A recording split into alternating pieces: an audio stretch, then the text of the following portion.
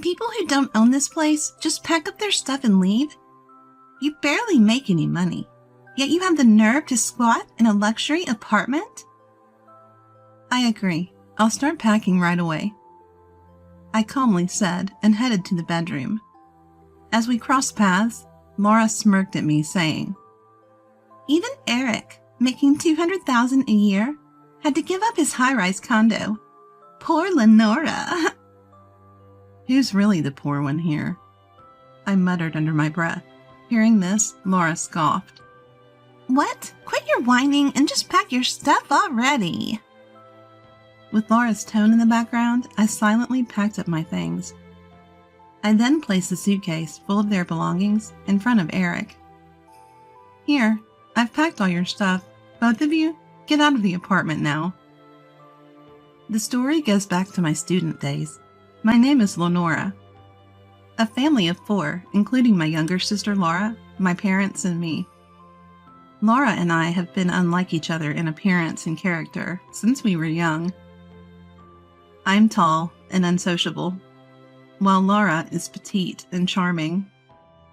My parents adored Laura like a princess, and she grew up believing that being doted on was normal. I had better grades in school, but when Laura noticed, she began to showcase her superiority in areas other than academics. Whenever my parents tried to compliment my academic achievements, Laura would immediately steer the conversation to how popular she was at school. "Who cares about grades? Listen to this. I've been chosen for the lead role in the school play for the cultural festival. Everyone recommended me." My parents quickly showed interest in Laura's exciting news. "Wow, that's amazing. Way to go, Laura. You've always been loved by everyone." "Good communication skills are more important than studying nowadays, right? Lenora, do you even have friends? You're always reading books, even in middle school." While my parents also showered me with love, Laura seemed not to appreciate even that. "Lenora, what would you like for your upcoming birthday gift?"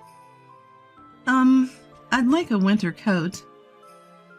"Let's go shopping for it soon." Upon hearing our conversation, Laura immediately told Mom. "I'd like a coat for my birthday next month, too." "Really? Well, let's go shopping together then." The family shopping trip was entirely dictated by Laura's pace. "I want to shop here." The store Laura chose had designs that I'd never wear. Too cute for my taste. I was thinking of something a little more subdued." "Oh, come on. It's a hassle to go to different stores, so just pick something from here, Lenora." With that, Laura had me try on a coat she spotted. "How about this? Try it on." "I'm not really a fan of it." "Just try it on. It'll look good on you, trust me." I ended up reluctantly buying the coat Laura had me try on, even though I didn't like the design. On the way home from shopping, Laura discreetly approached me. "Lenora, I'm glad you bought it, but that design might not have been the best fit for your plain looks." Even someone like me eventually got a boyfriend in high school. "Hey, Lenora, is it true you're dating the baseball team's co-captain?" Yeah, I guess." A few days later, Laura announced to me, "I'm dating the captain of the baseball team now, Lenora." "Oh, really?" "Your boyfriend is the co-captain, and mine is the captain. I win." "Sure you do." Laura always seemed to be competing with me, but it didn't really bother me. Despite my nonchalant attitude, Laura continued to harbor hostility towards me. After I graduated college and got a job at an IT firm, Laura landed a job as a receptionist at a well-known company 2 years later. "My company is way more famous than yours, Lenora. Even the recruiters know what's up. I'll have my pick of highly educated, high-earning men. I'll marry rich and then quit." Laura said this with a sense of triumph. It seemed Laura's primary goal was not to work, but to find a wealthy husband at the company. As she declared, Laura dated various men, both inside and outside the company, and she reported each new relationship to me. Don't you have a boyfriend, Lenora? I find my job fascinating at the moment, so I'm not too concerned about having a boyfriend. At this, Laura laughed sarcastically. That's such a not popular excuse, Lenora. In that small company of yours, you're never going to find a decent man. But a year later, I met Eric, and things moved quickly. We got engaged. When I introduced Eric to my family as my fiancé, Laura was genuinely surprised. Lenora, didn't you say you didn't need a boyfriend? At that time, I really felt that way. Eric quickly jumped in to ease the tension. Laura, love is unpredictable, you know? A cute girl like you would understand what I'm saying. Yes? Laura blushingly responded to Eric's smooth smile.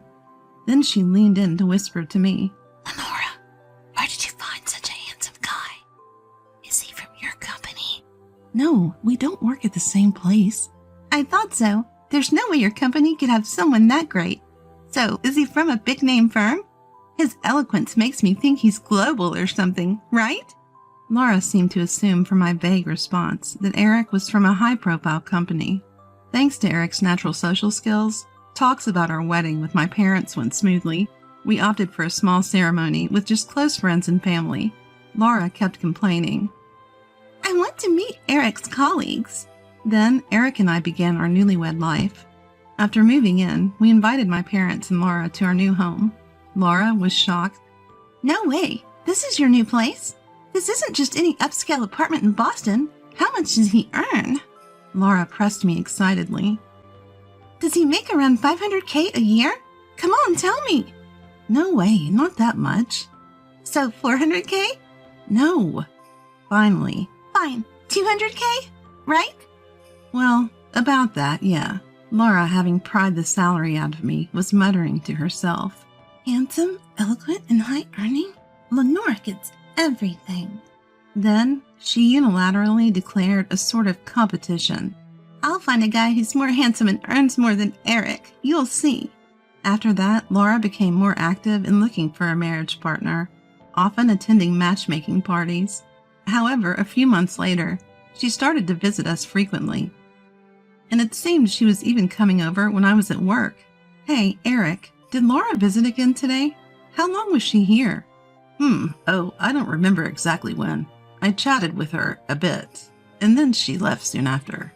Ah, yes, I appreciate your always being there for my family. What are you talking about? Your family is my family, Lenora. Eric's words put me at ease, and I stopped worrying about how often Laura was visiting our home. One day, after coming home from work, I found Eric and Laura sitting together in the living room, waiting for me. Laura, you're here again. What's going on with you two?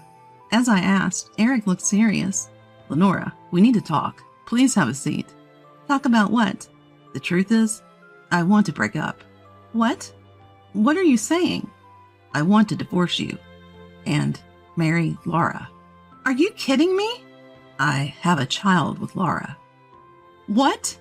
Laura chimed in, grinning. Sorry, Lenora. I'm in love with Eric. We want to be a happy family with our child, so we need you to step aside. It turns out Laura had been cheating with Eric all along. While I stood in disbelief, Laura continued. Ever since you introduced Eric to me, I've been looking for someone better. But finding someone as wonderful as Eric, making $200K a year, was hard. Now that I think about it, Laura did seem unusually interested in Eric.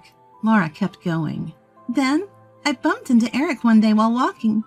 He was so comforting when I was feeling down. That's when I realized I could just take Eric away from you. What a selfish mindset. My anger began to boil. Laura didn't notice. So, I win again, huh? If you step aside, it proves I'm better than you. I was trembling with rage. Laura's selfish behavior had always been an issue. But I'd let it slide because we're family. Not this time. I cannot sit idly by and be treated in such a terrible way.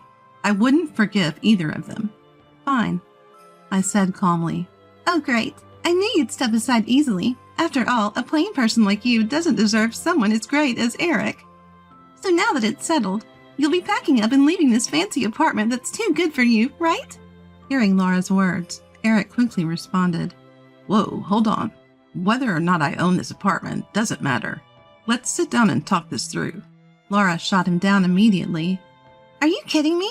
You don't even make much money, and you want to stay in a luxury apartment? How shameless. I agree. I'll start packing now, I said quietly and headed to the bedroom. Passing by, Laura said to me with a laugh, Aw, poor Lenora, having to give up a $200,000 a year guy like Eric, and a fancy high-rise apartment. Who's the real loser here? I mumbled under my breath. Hearing that, Laura scoffed. Excuses, excuses. Just go pack your stuff. With Laura's voice in the background, I silently packed up. I put all the packed belongings in front of Eric. Here, all of your stuff is in here. Now leave this apartment. Laura looked stunned at my words. What are you saying? You're the one who's supposed to leave. No, it's Eric and Laura who need to leave. Both of you. What are you talking about? You're the one who said it's shameless to stay in a luxury apartment without making much money, Laura. Eric, you get what I'm saying, right? Could you please explain it to clueless Laura here? Eric spoke in a voice so quiet it could disappear. This apartment isn't mine. What do you mean? I didn't buy this apartment. Lenora did, so it's in her name. Laura's face contorted. Why would you put it in Lenora's name? Eric should be the owner since he makes more. Eric's voice kept getting softer. My income is actually less than Lenora's. What? But you make $200K a year. That $200K is Lenora's salary, not mine. You're lying. Finally, it seemed like Laura understood. Our household income is about $200,000, but most of that comes from me. After landing a job at an IT company and overseeing a successful app business, my income had increased significantly, and that's when I met Eric. Back then, I started dating Eric because his cheerful personality was a relief to me during my hectic workdays. I figured that once we got married, he would give up his part-time job lifestyle. But as my income increased, Eric worked less and less. By the time I had told Laura everything, she had turned pale. Wait, Eric has a job, right? He's not unemployed. He pretty much is. I stuck around with him because he was emotionally supportive when I was busy. But he's just a man of empty words who eats through our savings. You've done me a favor by taking him off my hands. But Eric always paid for high-end restaurants on our dates, and even bought me designer clothes. That means he has savings, right? Hearing Laura, I couldn't help but smirk. That's just Eric, always putting on a show. He's been reckless with his credit card just to impress people. I was the one cleaning up his financial mess. From now on, our accounts will be separate. You two figure out how to handle the bills. Wait, you mean he was blowing through money on a credit card without savings? Who does that? Who knows? I can't figure out the mind of a man dumb enough to cheat with his wife's sister. Oh, and the mind of a woman dumb enough to cheat with her sister's husband is beyond me, too. So you mean my dreams of marriage to a man earning $200K and living a luxurious life in a high-rise condo are shattered? Without any mercy, I kicked both the pitiful Eric and the crumbling Laura out of my apartment. I quickly finalized my divorce with Eric and also filed for alimony. Neither of them had any say, given they had confessed to their infidelity. They had no choice but to comply with the financial demands. Even after learning that Eric was unemployed, Laura had no option but to marry him because she was pregnant with his child. She hoped that fatherhood would make him more responsible. However, Eric's lazy habits didn't change. Originally, he cheated with Laura, thinking she was richer than me, as she worked for a top-tier company, but he had no intention of working himself. He continued his part-time lifestyle, draining Laura's modest savings to pay off the divorce settlement, leaving no room for credit card debt repayment. Now newlyweds, Laura and Eric sank into a life of debt. They couldn't even afford a new place and had to live in Laura's old apartment. Laura, who quit her job expecting Eric's income, now had to work part-time from dawn till dusk to handle their rising debts and her growing belly. The couple is constantly fighting, becoming the talk of the neighborhood.